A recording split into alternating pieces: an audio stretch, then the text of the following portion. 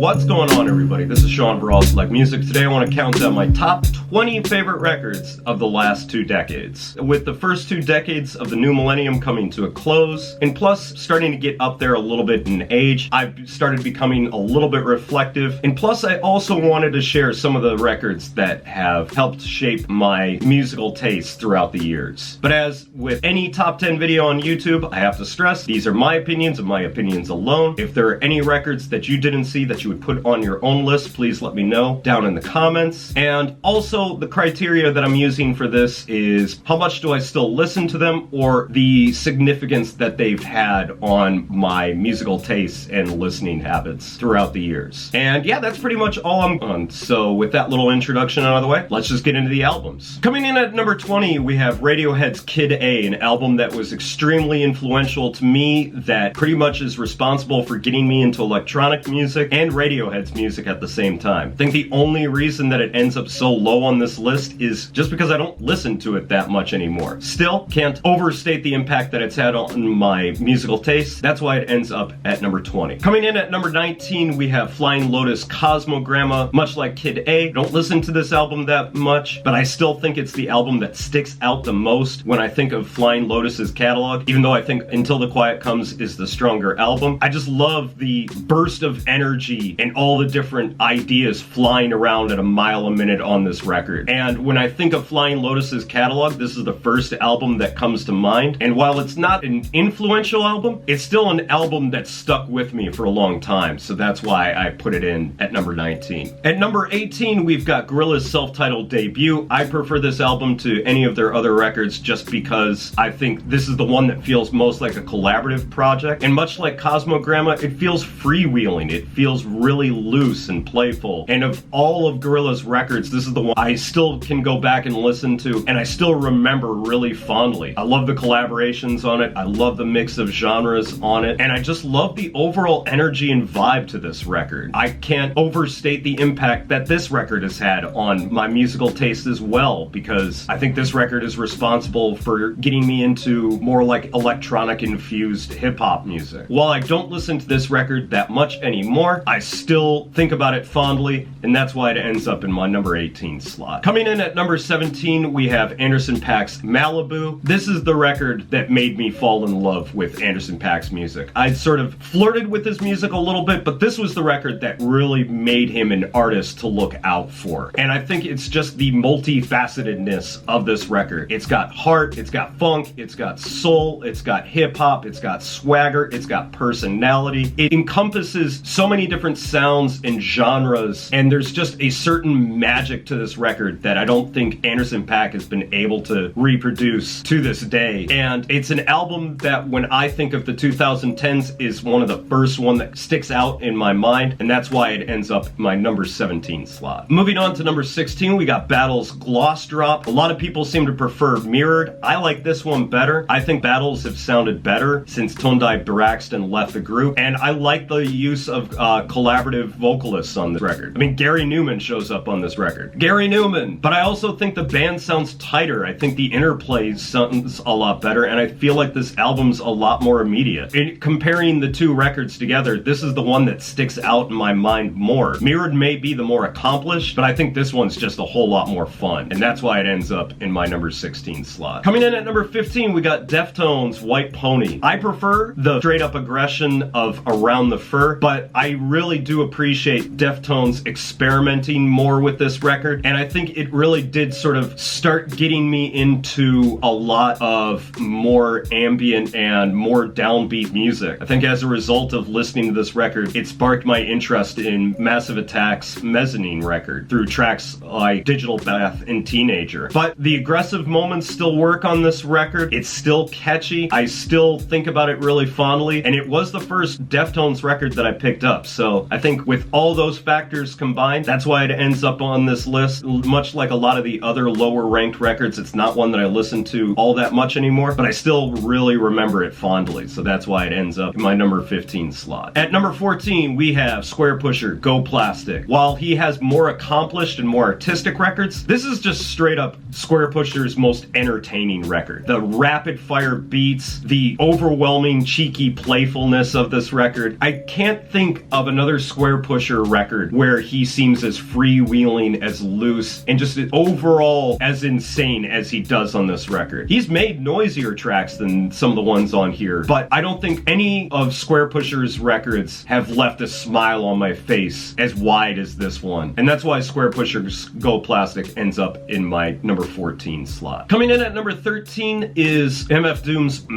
Food. Now, I actually heard this record before I heard Mad Villainy, and I think it also being the first MF Doom record that I had listened to, it still sticks out in my mind. But even despite the sort of nostalgia that I have attached to this record, I still just enjoy it by its own merits. It's MF Doom having fun, making entertaining tracks with tons of hilarious, laugh out loud lines, some of his finest, funkiest, loosest production, some great guest vocals, and some of his funniest skits as well. It's a colorful record, it's an enjoyable record. I don't think there's a hip-hop record that I can think of that entertains me as much as this one. It's the record that introduced me to MF Doom. That's why MF Doom's Food ends up in my number 13 slot. Coming in at number 12, we have L. Michaels' Affair, Sounding Out the City, still my favorite modern funk record to this day. There's an atmosphere and cinematic quality to this record that's just completely unmatched. And on top of that, there's something about the way that this album just completely avoids the whole James Brown revival modern funk that was popularized in the early 2000s, and just carves out a unique identity for itself. There aren't any drum breaks on this record, but there's some really great arrangements, some really great horn lines. It's a record that perfectly soundtracks walking around the city. It's an album that I really feel like deserves a lot more praise than it gets, and it's an album that I love pulling out every time that I step foot in Tokyo. And for those reasons, L. Michaels' Affair, Sounding Out the City, in my number 12 slot. Coming in at number 11, we have D'Angelo's Black Messiah. Before you get all up in arms, yes, I love Voodoo, but this is the record that introduced me to D'Angelo's music. I listened to it the night that it came out, and it left such a huge impact that I felt like I had to put it on this list. Comparatively to Voodoo, this album seems a lot more arranged. D'Angelo's songwriting just seems that much stronger, and I like his sense of experimentation, playing around with psychedelic music, funk, soul, some country sounds. It seems to go all over the place. Voodoo, by no stretch of the imagination, is a bad record, but I love the more arranged tracks on here. D'Angelo's songwriting is absolutely top-notch, and it has some of the most emotionally impactful tracks I think D'Angelo has ever written. So with all that being said, D'Angelo's Black Messiah ends up in my number 11 slot. Coming in at number 10, we have Ghostface Killah's Fish Scale. This is the album that got me into Wu-Tang, and not only that, I still think that it's Ghostface Killah's best solo album to date. Ghostface is in top form on this record. So much great storytelling on this record. It has Ghostface at his most abstract, but at the same time his most lyrical. Some absolutely wicked lines in it that I still quote to this day. And I love the production on here. MF Doom's contributions to this record are great. The Dilla beats that he used for this record work great. And all the other production on here is solid throughout. There are a couple of guest verses that aren't all that great. Neo. But other than that, this is still a record that I love listening to front to back. It's immensely cinematic. It's immensely entertaining. And it's the record that basically sparked my interest in Wu-Tang to begin with. So for those reasons, Ghostface Killah's Fish Scale ends up at number 10. Foaming at the mouth. Coming in at number 9, we've got Floating Points Elena?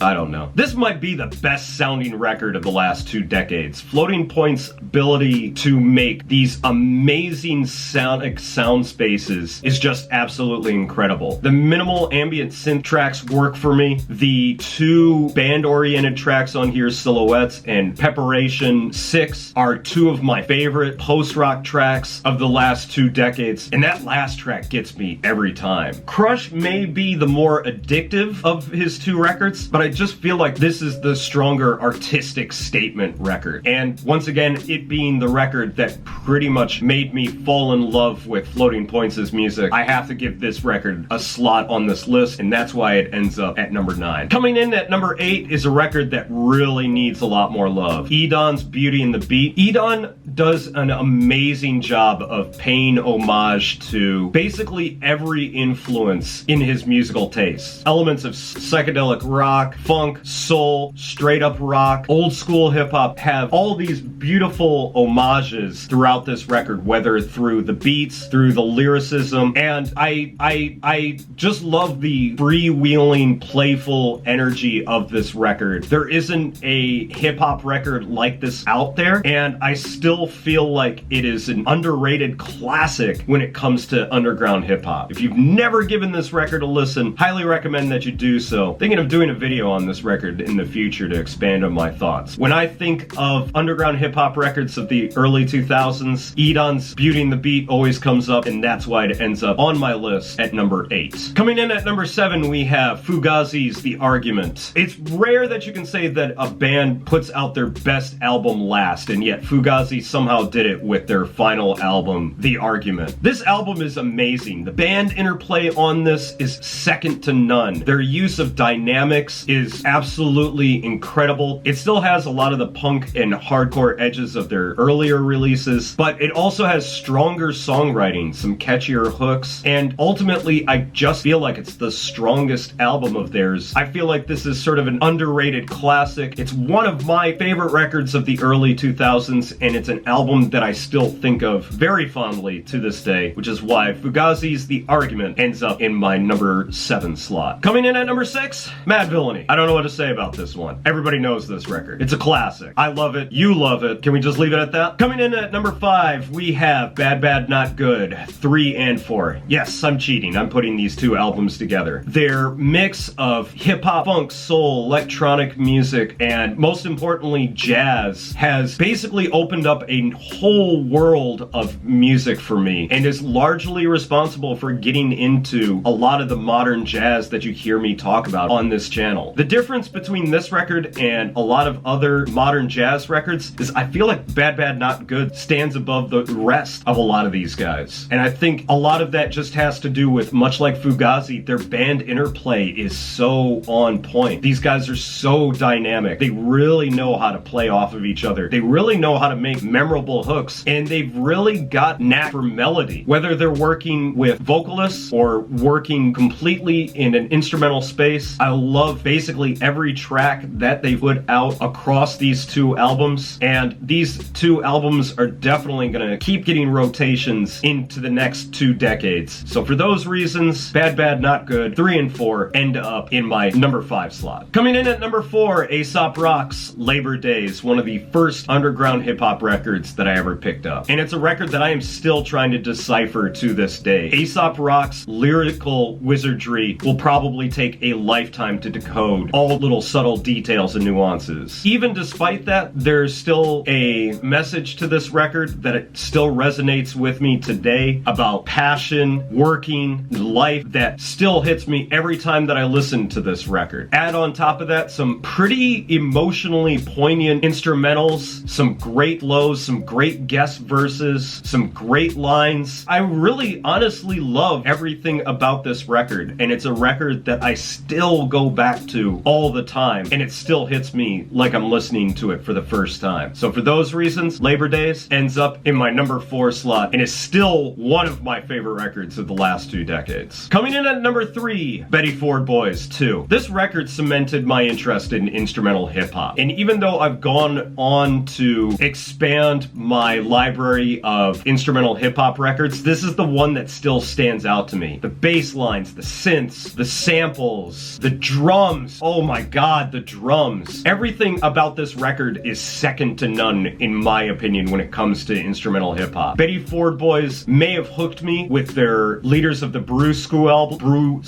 album, but this is the album that just cemented everything for me. And everything that that record did, this album does better. It's addictive, it's catchy, it's a record that I still get so much joy from every time that I listen to it, and quite honestly, I feel like it's something of an underrated classic. So for those reasons, it ends up in my number 3 slot, and is easily one of my favorite records of the 2010s. Coming in at number 2, J Dilla Donuts. Again, what else do you want me to add to this conversation? Might actually end up doing a video where I expand on my thoughts on this record at a later date, but come on, J Dilla Donuts. And while I came really close to putting it at number 1, it just narrowly got edged out by my favorite record of the last 2 decades, Prefuse 73, One Word Extinguisher. Man, I didn't expect this record to end up in my number 1 slot, but when I really thought about it, I feel like this record pretty much changed everything for me when it came to my interest in music. Really cemented my interest in electronic music. It cemented my interest in hip-hop, instrumental hip-hop, underground hip-hop. It really just blew so many doors wide open for me. It's a record that I still go back to and listen to all the time. And like the Aesop Rock, it's an album